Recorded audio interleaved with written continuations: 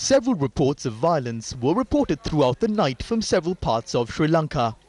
As we pointed out before, these shameful acts of cowardice are perpetrated by groups controlled by certain political elements with twisted vested interests. The behavior of many of these offenders seems to indicate that they were under the influence of alcohol or narcotics. Many of us still bear the dark scars of Black July in 1983. The shameful ethnic pogrom that left Sri Lanka torn apart in economic shambles and gave birth to a 30-year civil war. What's more, Sri Lanka was brought to her knees before the international community. The designs and objectives of the politicians of the day were achieved. The people paid the price. And the sins of the past continue to haunt us, even in Geneva. Today, we the people are confronted with the same choice we faced in 1983. Do we allow opportunistic politicians to have their way and ruin our nation? Or do we stand united as one nation against these devilish efforts? The shameful acts of a small group of terrorists does not represent a community that is an integral part of the beautiful tapestry that makes up our multicultural nation. And retaliating against the acts of terrorists by harming lives and looting property cannot be tolerated by any civilized society. It is for this reason that we reiterate that we must stand united against unscrupulous political elements, even at the highest level for mere political short-term gain and hell-bent on harming our nation. We must also stand against foreign forces that are waiting for an opportunity to extend their influence on our nation by making use of the unrest created by incompetence and stupidity of our so-called leaders. We are the hope we are looking for. We have only ourselves to depend on. We have only one nation, Sri Lanka, to call our own.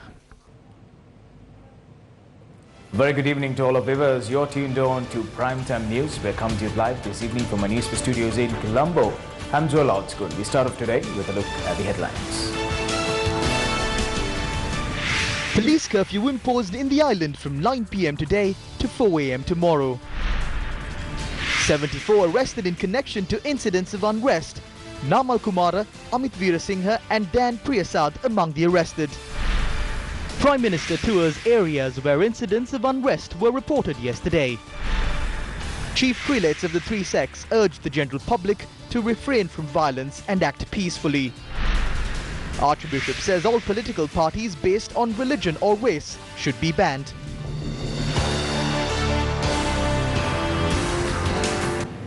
On our top story this evening now, police arrested the operations director of the anti-corruption front, Namal Kumara, and the leader of the Mahasun Balakaya, Amit Veerasinghe.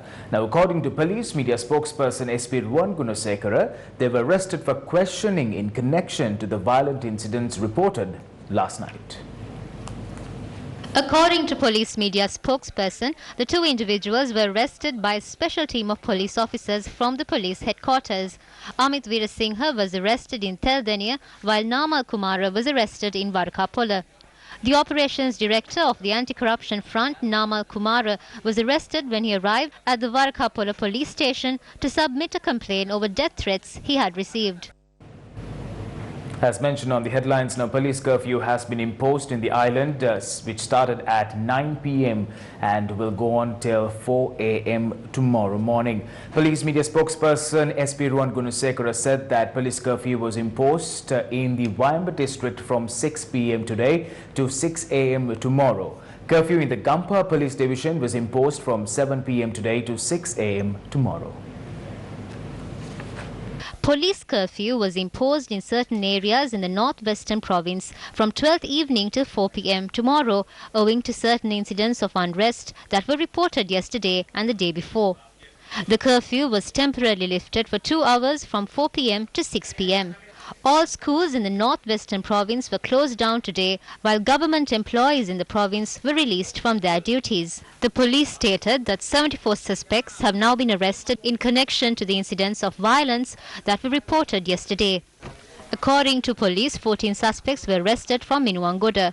9 suspects produced before the Hettipola magistrate were remanded until the 27th of May, while 10 suspects were also remanded until the 27th after they were produced before the Kuliapitiya magistrates court. 9 suspects arrested in connection to the unrest reported last night were remanded until the 29th of May after they were produced before the Minuwangoda Magistrates Court today. Now, the suspects were produced in court under the International Covenant on Civil and Political Rights Act. A person suspected or accused of an offence under the Act shall only be enlarged on bail by the High Court in exceptional circumstances. The Minuwangoda Magistrates Court remanded till the 29th of May the 9 suspects arrested in connection to the unrest last evening.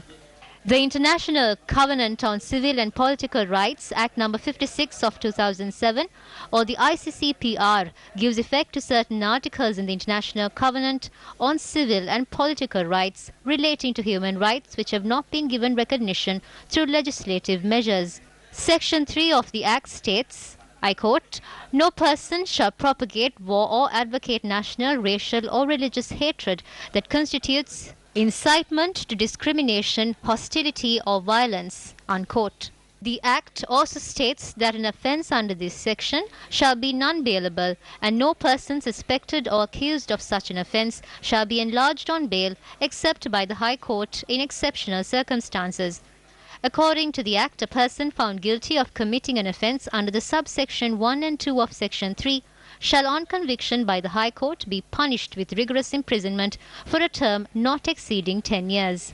මේ සැකකරුවන් ගරු අධිකරණයට ඉදිරිපත් කළේ හදිසි අවස්ථා රෙගුලාසිවල තිබෙන. These suspects were produced in court under the provisions in the Emergency Regulations and the International Covenant on Civil and Political Rights Act. It must be said that bail can only be granted by a High Court. If anyone is found guilty of the offences under the Act, they will be sentenced to up to 10 years of rigorous imprisonment. This is in no way an issue between religious or racial communities. It must be clearly stated that these incidents were caused by a group of selfish, opportunistic individuals who seek to fulfill their narrow agendas.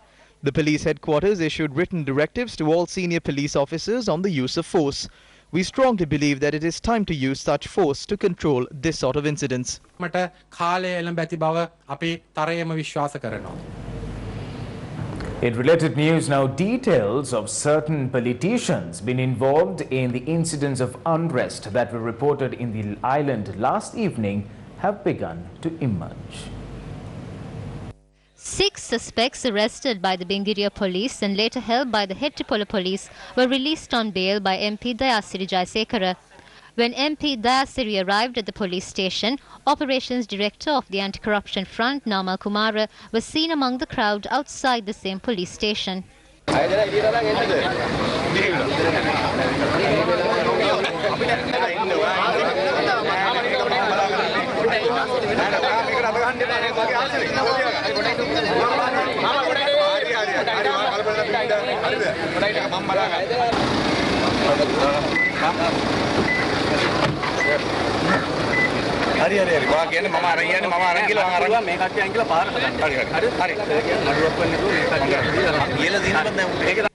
Before being taken into custody, Namal Kumara spoke of the tense situation that ensued yesterday. When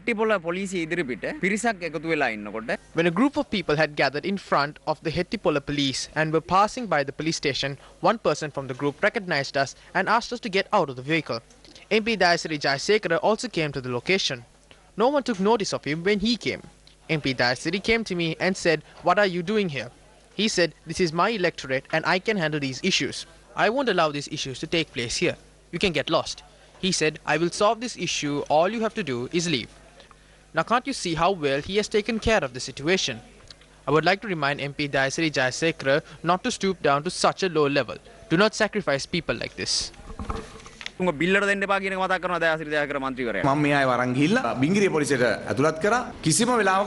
I took these people to the Bingiria police.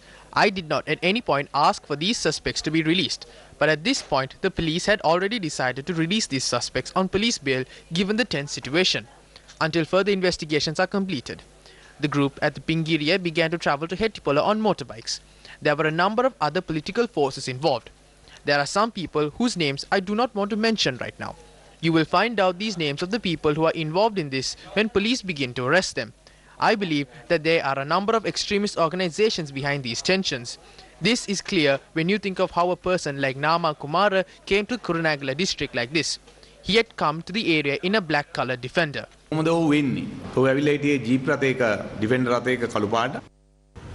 Meanwhile, the following are visuals of the unrest and unruly behavior in Minuwangoda last night. Gampaha දිස්ත්‍රික්කයේ Minuwangoda පාලමුඩ. We were on the Minuwangoda bridge in the Gampaha district. We were traveling to Divulpitiya. As we went further, due to heavy traffic and the inability for large vehicles to go forward, we asked the police what is going on. The policeman told me that there was a tense situation ahead and asked me not to proceed. They had videoed us turning back. They are slinging mud on us and alleging that we were responsible for such a tense situation. මේ සියල්ල පිටිපස්සේ සිටියේ අපි බව තමයි මේ මඩ ප්‍රචාර වලට ඉතා සූක්ෂම ලෙස සපයලා ඉදිරියට අරන්. This is a conspiracy to destabilize the country to fulfill various political agendas. There were approximately 10 people on motorcycles dressed in identical clothing. How can a group of 10 to 15 individuals travel on motorcycles while curfew was imposed? Who are supporting them? Is it Amit Veerasinghe or Dayan Priyasad? Or is it the Mahason force? We must identify those responsible for this. Now it is reported that while tensions were ongoing in Minuwangoda, Madhumadava Aravinda and his group were spotted in the area. It was Madhumadava Aravinda and Gamman Pilla who brought those blunt swords to oppress. These were the swords we saw at Minuwangoda. We made a request to Mahinda Rajapaksa: do not be concerned of others and do not try to highlight the mistakes of others. Be concerned of yourself.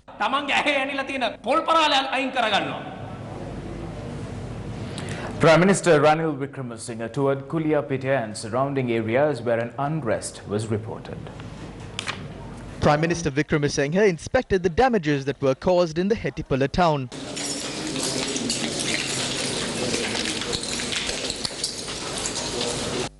Minister Akhila Viraj Karyavasam, Rauf Hakim and Ravi Karunanayake accompanied the Prime Minister.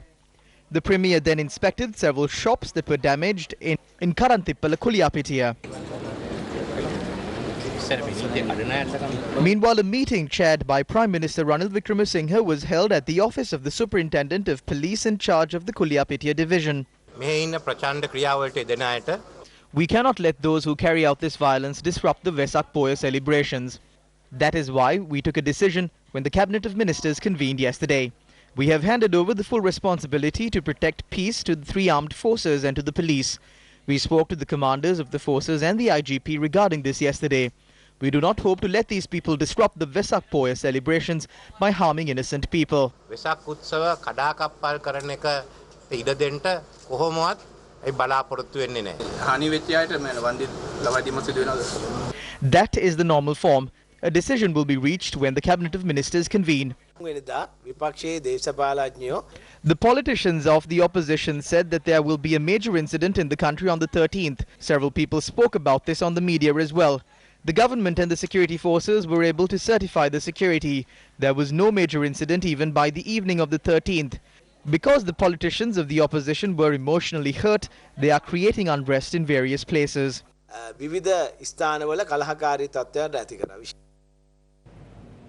MP Vimal Veerwansa expressed these views at a media briefing which was held yesterday.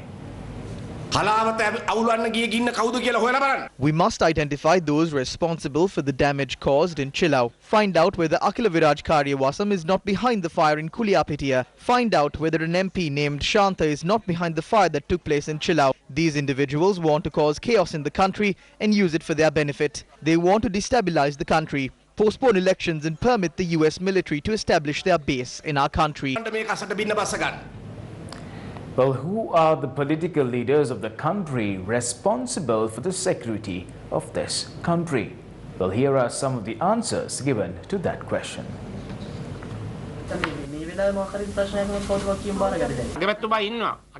The Prime Minister is there. Although he doesn't have the legal powers, he is intervening.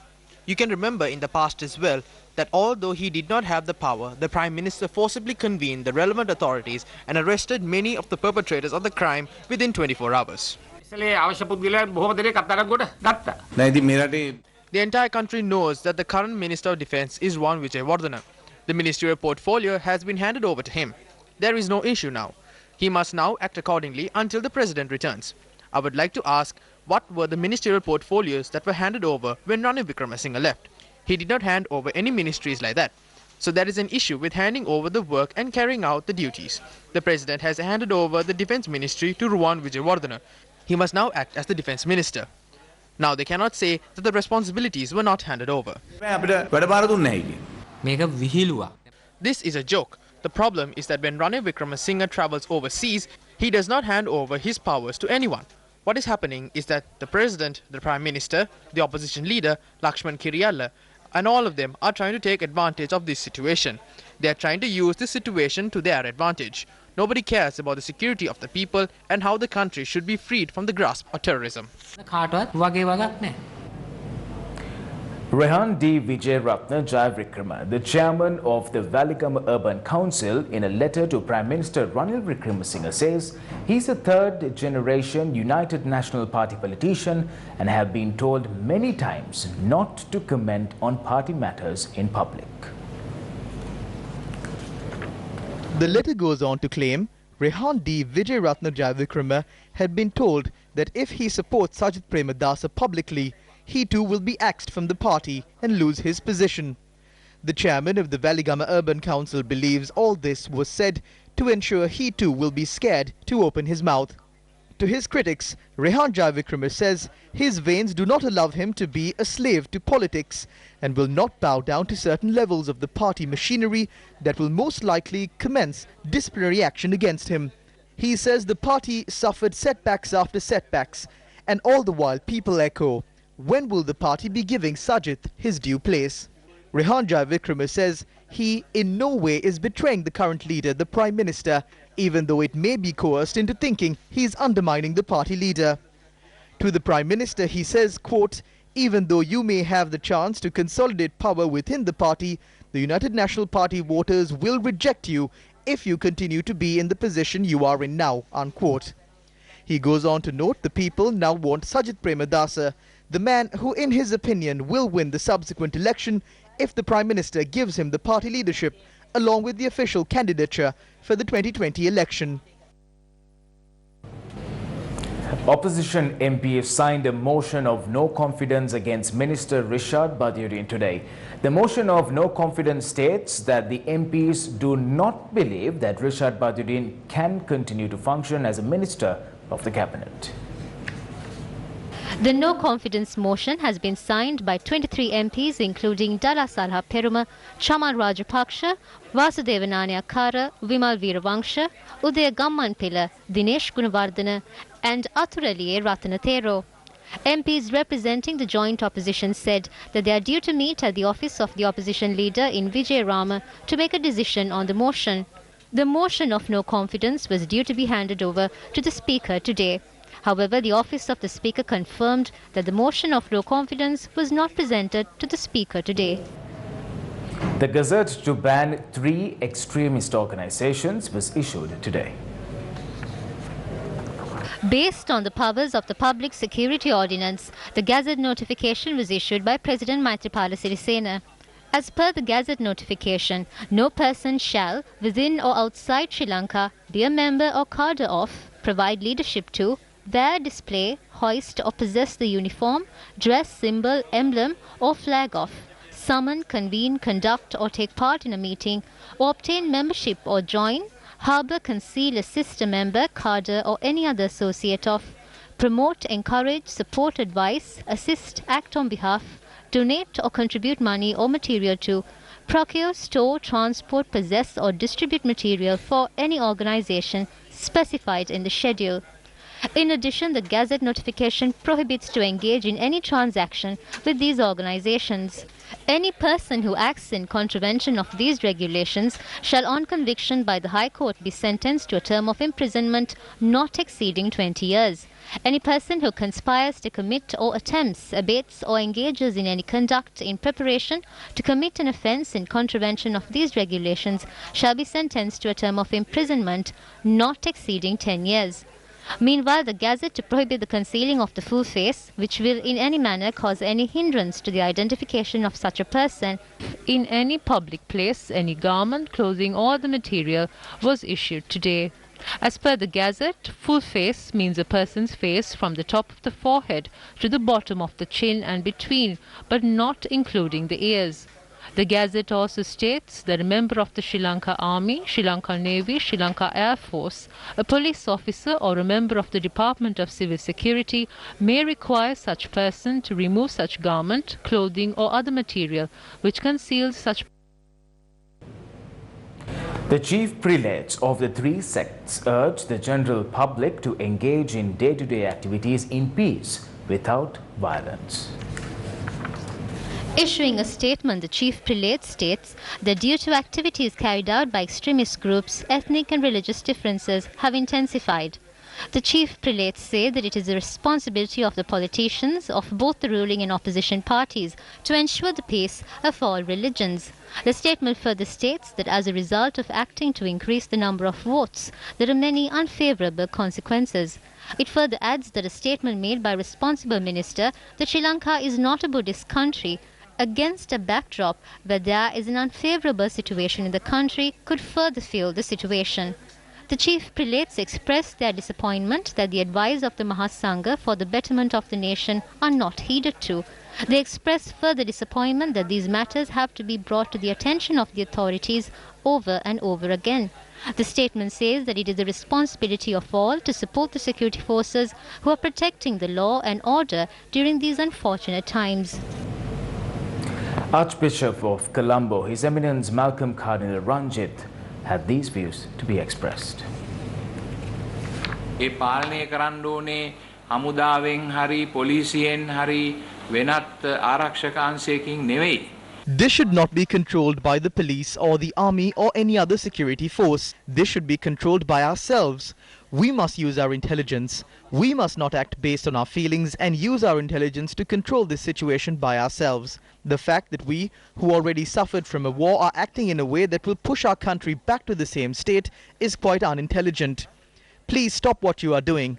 Stop trying to show your might and stop these acts that damage property belonging to members of the Muslim community.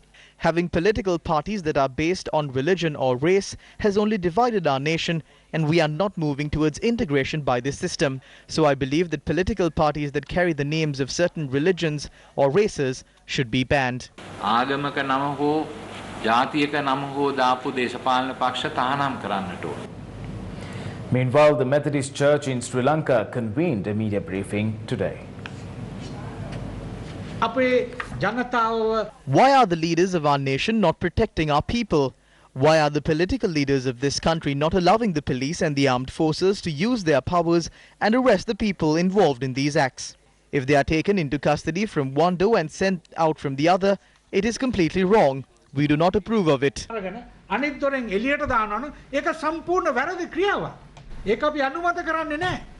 දැන් මේ ශ්‍රී ලංකාව තුල දැන් මේ සෝදිසි මෙහෙම සිදුවන කාල වකවාන වලදී මම හිතන්නේ ලංකාව තිබෙන පල්ලි. During this period where search operations were taking place across the country, I think there are over 1,000 to 1,500 mosques in the country, and these mosques were searched. Swords were found at only 2 of these mosques. In both of these incidents, it was the swords belonging to political figures that were kept at these mosques to ensure their own safety.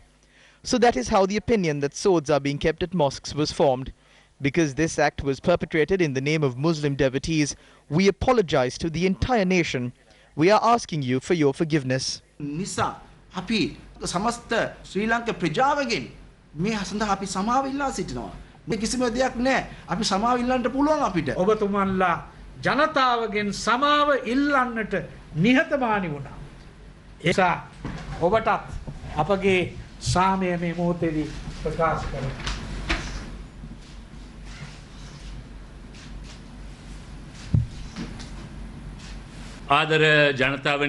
Beloved people, Please understand that not all Muslim devotees are terrorists. I kindly request you to provide the Muslim community with the security that they need.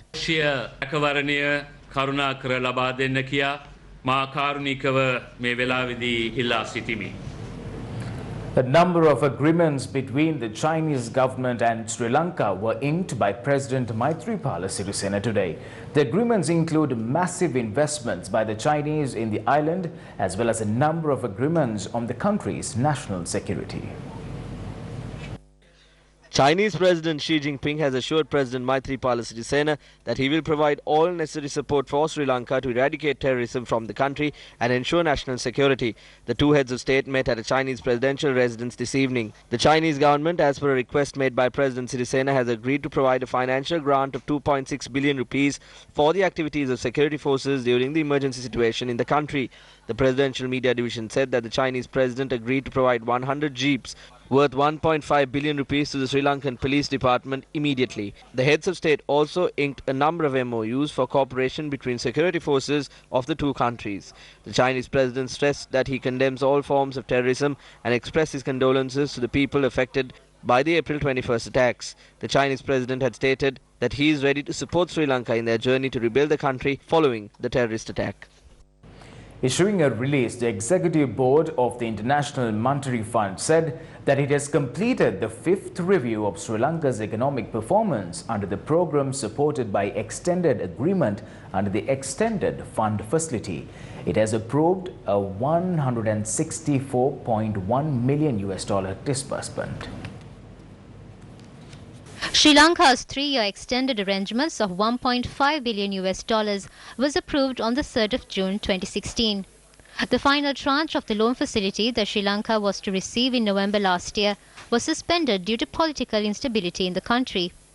However, following the conclusion of such instability and after holding discussions with the heads of the IMF, the extended loan facility was resumed. The Executive Board has also approved an extension of the arrangement by 1 additional year, with rephasing of remaining disbursements. In its statement, the IMF says that Sri Lankan authorities should renew their efforts to strengthen SOE governance and transparency, including by advancing a restructuring plan for Sri Lankan Airlines and completing energy pricing reforms, building on important progress with the implementation of the fuel pricing formula. Mitsuhiro Furusawa, Deputy Managing Director and Acting Chair of the Board, commended the government's efforts in introducing the fuel price formula. A press release issued by the Ministry of Finance states that the International Development Association of the World Bank has provided a loan facility of $70 million to strengthen the service provided by 134 local authorities in the northern, eastern, North Central and Ua provinces under the Local Development Support Project.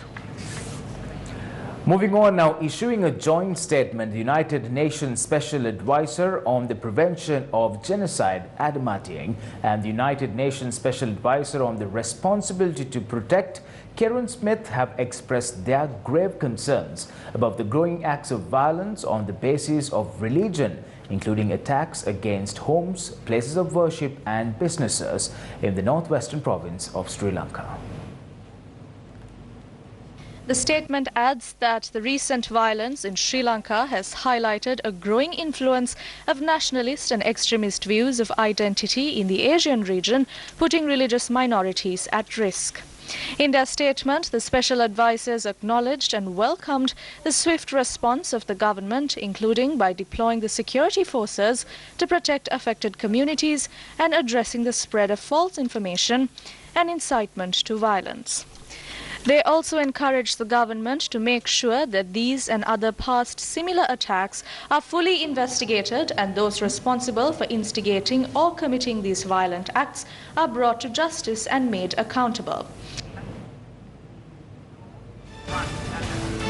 Well, on that note, we wrap this edition of Primetime News. Thank you for stopping by. More follows on our website, that is www.newsfirst.lk. I'm Joel Outspoon. Take care. Good night.